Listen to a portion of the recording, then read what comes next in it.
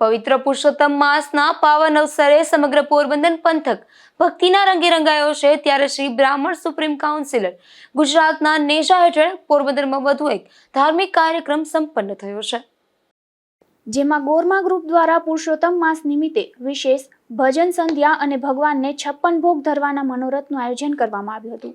બ્રાહ્મણ supreme council ગુજરાતના પ્રમુખ દિનેશભાઈ થાનકી અને મંત્રી સંજયભાઈ અત્રીના માર્ગદર્શન હેઠળ આ કાર્યક્રમની રૂપરેખા તૈયાર કરાઈ હતી. પવિત્ર પુરુષોત્તમ માસ નિમિત્તે ગોરમા ગ્રુપ દ્વારા આયોજિત આ કાર્યક્રમમાં સવારથી જ ભક્તિમય વાતાવરણ જોવા મળ્યું હતું.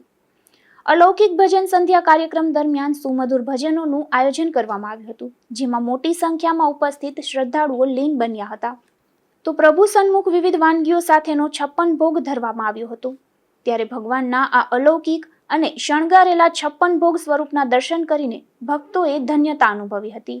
નિપુલ પોપટ સાથે અશોક થાનકી, ગુજરાત ન્યૂઝ, પોરબંદર.